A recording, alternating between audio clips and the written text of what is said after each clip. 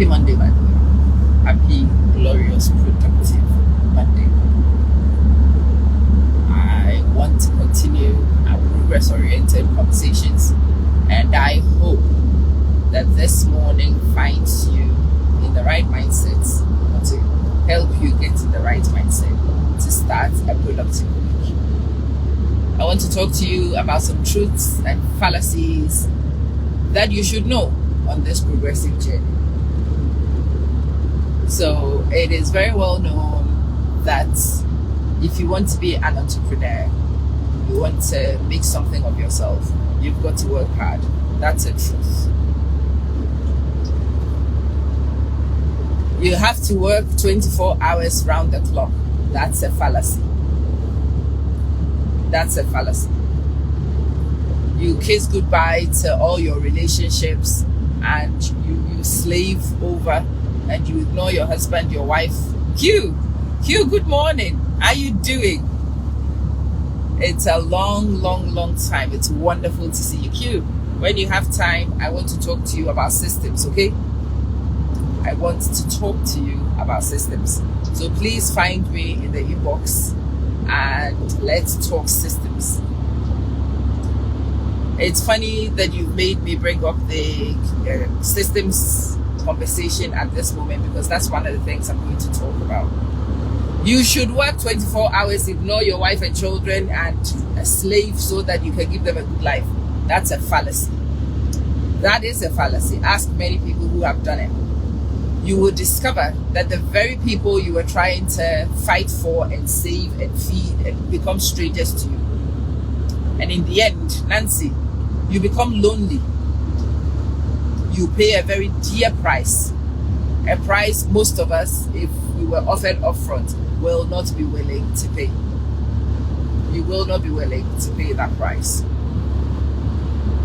The truth is, there are certain things that need to be done, and they must be done, okay? And you have some options.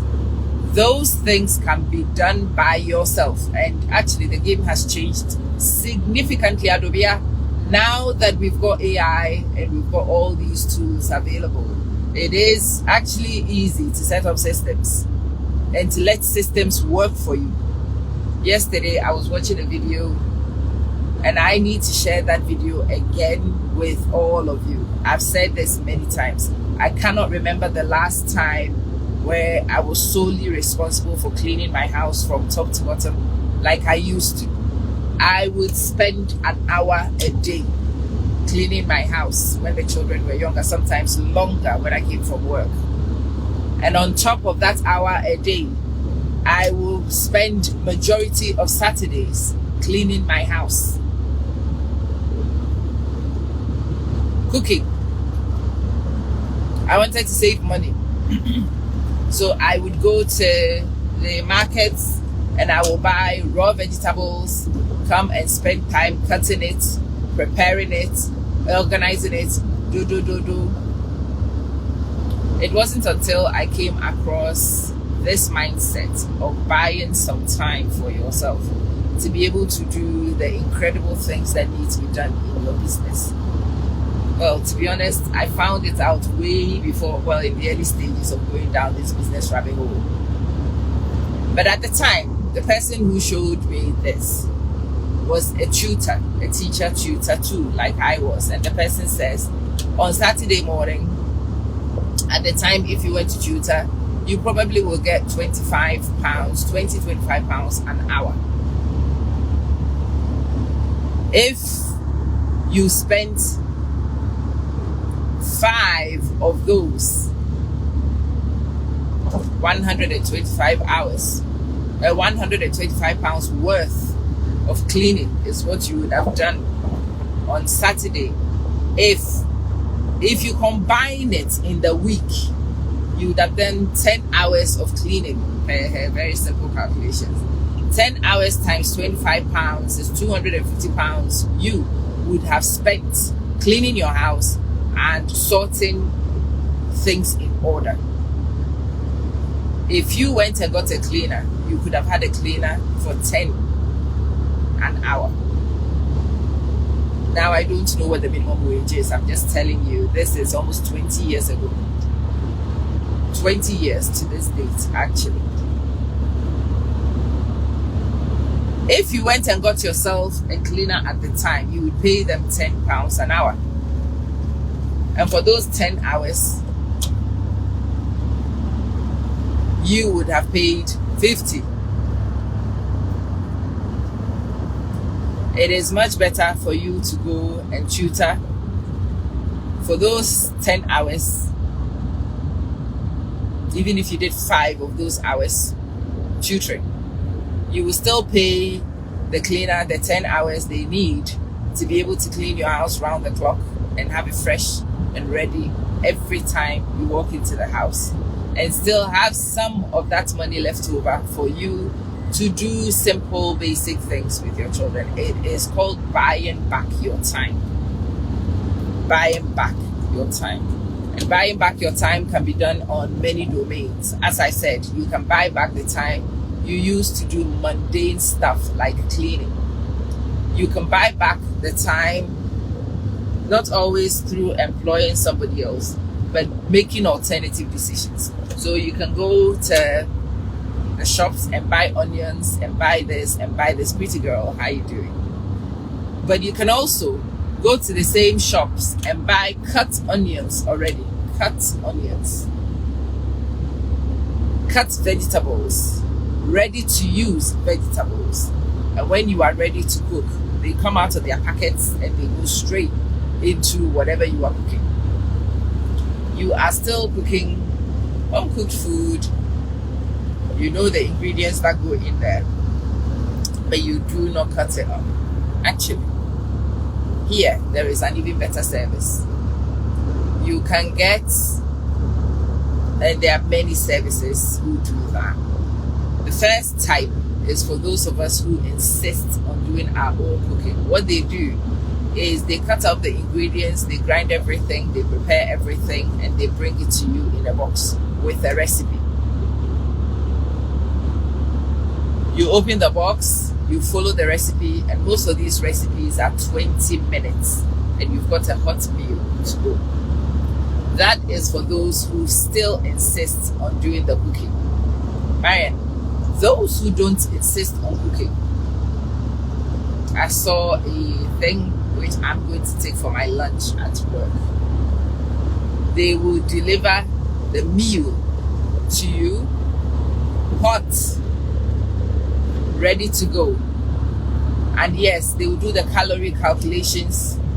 They will do all the other things in the back end, and they will deliver your hot meal to you on demand. Those of you who have not had time to think about productivity, and I get that a lot. When I had the house staff, I brought staff into my home for this very reason, because at that time I was working full-time as a teacher, running my businesses, trying to do a doctorate research, and a lot of things that were time intensive. And I wanted to be able to have a little bit of time to spend with the people that I am toiling for. And so I chose to pay for a full-time staff who was in my house, who would receive the orders that came, who would dispatch the orders that went out, who would be there to act on my behalf. And yes, it took a fraction of my salary to pay those people. But what I want to tell you today is that if you are on a progressive journey, some of those things are not luxuries. Some of those things are necessities. It is necessary that you get time to think. It is necessary, not just for rest, but for strategy. Edna, it needs time to work. You don't force this to get into productive gear. It needs to relax completely, empty itself of all the stresses, Erica. And that's why when you go to poor places where poor people live, places where the people, and if you want to move socioeconomically, sometimes you've got to move communities as a result of what I'm about to say. If you go to places where poor people live, it is a zoo. Everybody is screaming. Everybody is shouting. It's impossible for children to learn. It is impossible for adults to think. And so it is impossible for members who remain in this community to move from socioeconomic brackets into better places. It is. You will notice that the people who do well, who are born in these communities, as soon as they begin to make progress, they up sticks and go. They go to the suburbs, they leave the projects, they go here, and people don't understand why. They are advised to leave, and there is a reason why they are advised to leave. All your noise, all the noise you make in your community will make it difficult, Lola, for these people to think strategically, for these people to formulate exit strategies. They need peace and quiet. When you go to middle class suburbs, the places are leafy, but they are also quiet. Yeah, Frederica, hello sis, how you doing? The places are quiet. Go to rich people areas, affluent people areas, prominent people areas. They are quiet.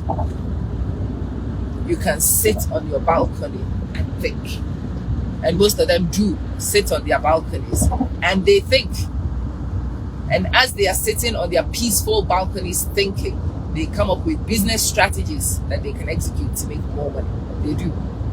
You, in your zongo, where are you going to sit in your zongo to think about what exactly? And who in your zongo is going to be quiet and let you think? Yeah. Peace is something you might also want to buy. Again, how do people buy peace? When our children were younger, I had a friend who would ask me out on play dates with the kids. And we would go to shopping centers, specific shopping centers she would take me. And she would pay. She had 2 young children, as much as I had 2 young children. And she would pay for the 2 sets of 2 young children to go into the play area for 2 hours to play. And I never really understood until she explained it to me. We want the children to play, but we don't have to be the ones who supervise them to play.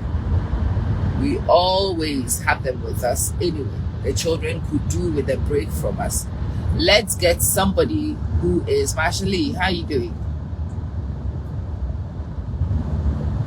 Yours is Marshallee. I know a few Marshallees, so I've decided you are becoming one of them. How you doing, darling? She would pay and put the kids in the play area for 2 hours, and she and I will sit down and have a coffee. You know, when we will sit and have coffees, we will sit and we will strategize. Thinking back, a lot of the conversations we had about the things that I wanted to do are the things that I am doing now or have done and been doing for a while. Yeah, it was on such conversations that we talked about emigrating to places where the children could live better. She came out here way before I did. And then eventually, here I am. But where did we have the strategic conversations about emigrating and finding better places for us to live with our children? It was when we had bought time off childcare so the 2 mothers could have a time to talk. Because, you know, for most of us, we are mothers, and so the children take over everything. Well, when the children take over everything, there is no time for you to think about anything else. That is why you will be stuck. You will be stuck in that rut, and you wouldn't know. You wouldn't know how to get out of the rut. You need time to think about strategies which will help you execute out of situations. You will need to buy that time, honey. You will need to buy that time. You really need to sit down and figure out how many hours a week you need to work on your new business, you do need to think, I will need 20 hours a week. Are you able to take 20 hours a week off your already mad schedule to do this business? This is a question a lot of new entrepreneurs never ask. Sister Vida, good morning.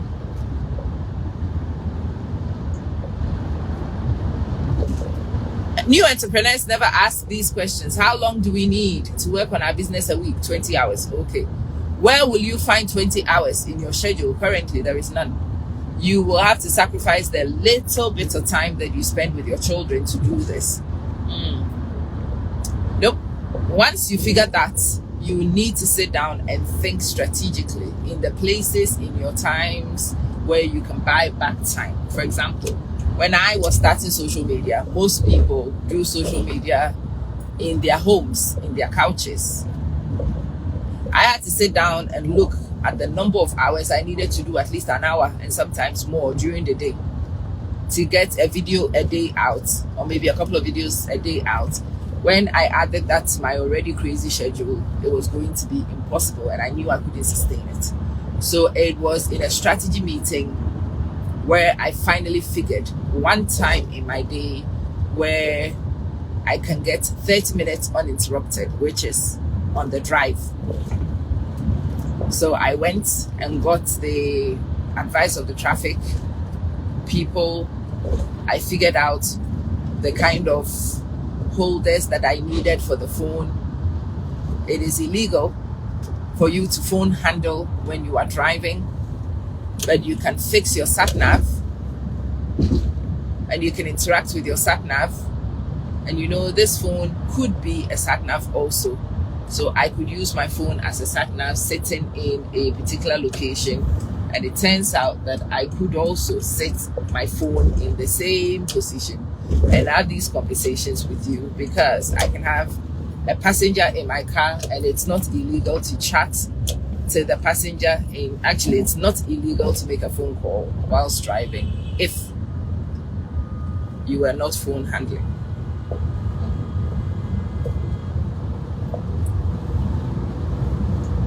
So that's how I found this period in my day.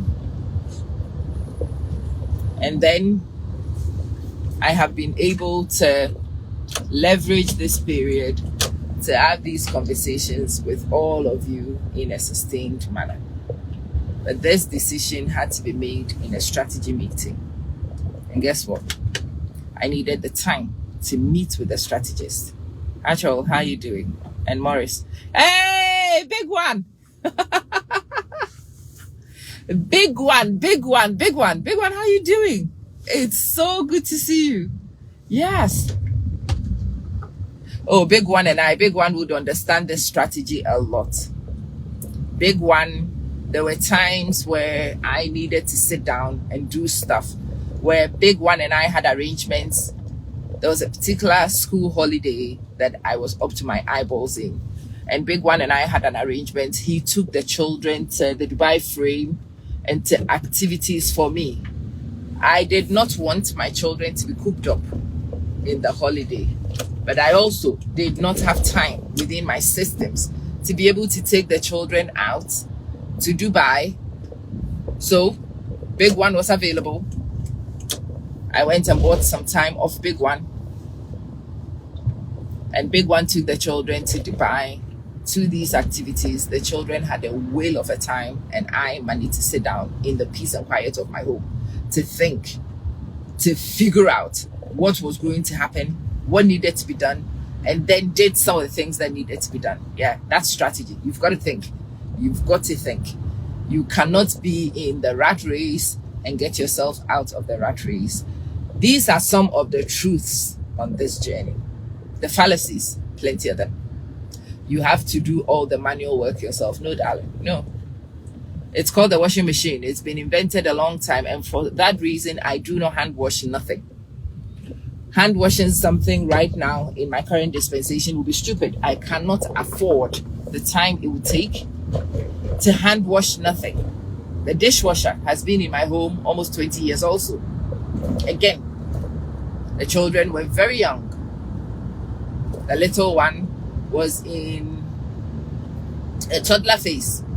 I went to school one day, came back to come see a full sink of dishes and cups and bottles and dough. And I stood that day and washed all these things for 2 hours. And when I finished washing, it was time to cook. And I was still in the high heels that I took to work and my suit. The only thing I had time to remove was my blazer. Even my strap across bag was still across me. And that day I was so mad. I was so mad because I saw the trap of my life. I knew the pain that I was going to be living. And I knew I had to do something about it. I was in tears when my husband came home. And as usual, I called for a conversation. And we had a conversation, poured my heart out, and we figured out, oh, okay. So all this dishwashing and all this cooking and all the rest of it added to everything I needed to do was not going to happen. I was tutoring after work, and I was studying on top of tutoring, on top of a full-time teaching job, and then running around taking the children to clubs, doing this, doing that. My goodness, that was not going to work.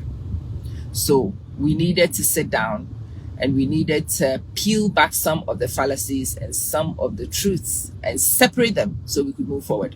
The truth of the matter was that my family needed food, good, healthy, nutritious food. Sometimes I could get the prep done for me and I could cook good, healthy, nutritious food. And that's one of the things, one of the agreements that we had in my home. Till date, when the children are home, if I'm coming down to cook, this is what happens. One of them or both of them will go downstairs and they will cut up the ingredients and they will have it ready for me. Whilst they are doing ingredient prep, I would be getting on with whatever else that I need to do, including rest sometimes. When they are done with the prep, and they will blend the tomatoes and the chilies and whatever else and everything else that I need to cook. And sometimes I would even have the meat cooking because I like soft, tender meat. When those things are done, I will come back down and I will come and make the stew, the recipe that they all want.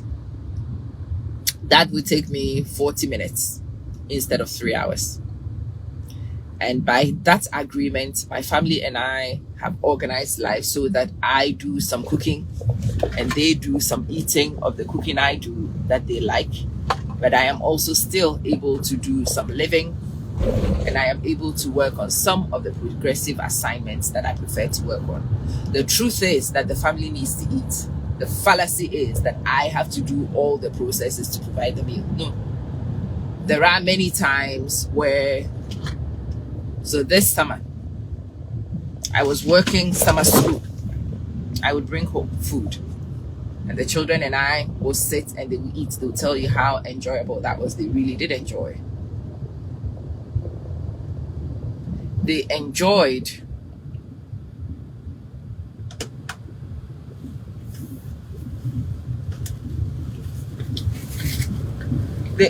because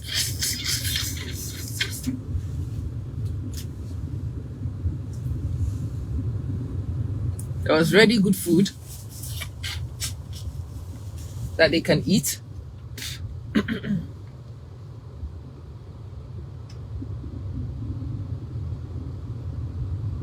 And I didn't need to do jack, nothing. Absolutely nothing. Why? Because I had already worked a full day.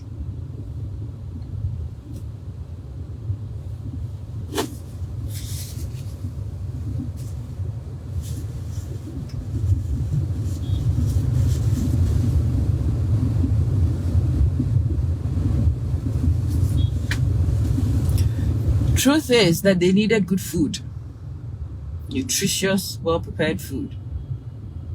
the places that I got this food was such that you could actually stand, sit, and watch the food being prepared. I could select the ingredients. Give me a bit of that, give me a bit of that, give me a bit of that. Yeah. No, just 1 cup of spice. Only 1 cup of spice. No, not too long. Yeah, add a fried egg. Yeah. So if you insist on your food being cooked in a particular way, they are point and kills. You can go to places with point and kill services.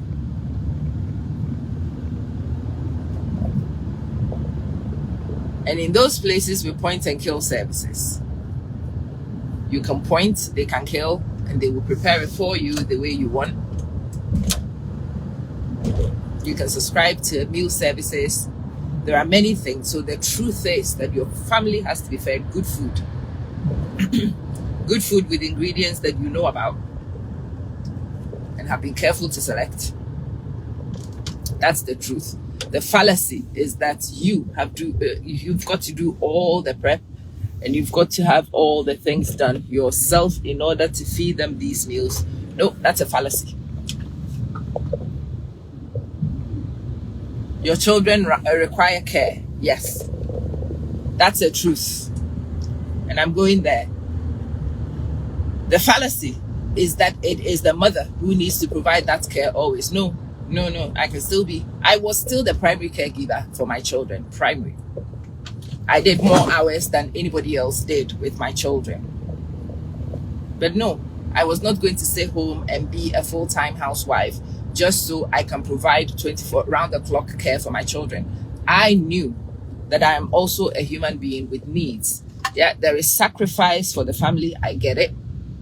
But there is sacrifices that are not worth it, because for me, I would have sacrificed everything, including my mental health, so that I can care for my children round the clock and beat them most of the time. I'm very sure I would.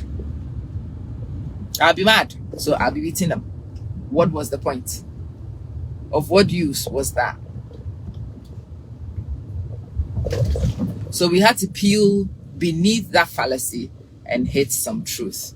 The truth is that my children needed a mother who was available, an emotional mother who was available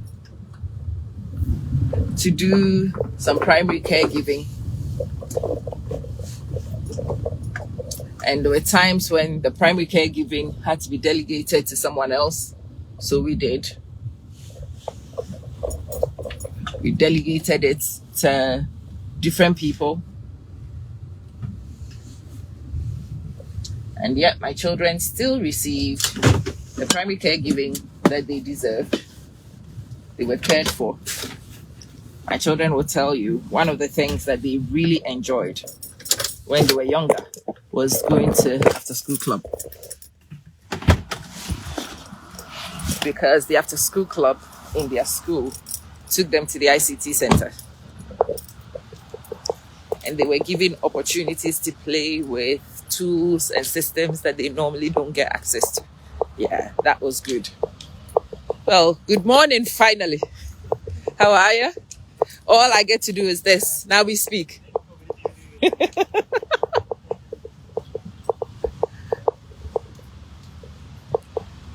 Yeah. There are truths, there are fallacies, and they've got to be separated. And if you separate the fallacies from the truth, it gives you the freedom to execute what you need to do to survive. Hopefully, this morning I've picked some truths and identified some fallacies for you. Obviously, I can't do all of it by myself. So I invite you to also think and figure out some of these fallacies and truths that you want to contend with and take forward. Yeah. I love you loads. I'll see you in a minute.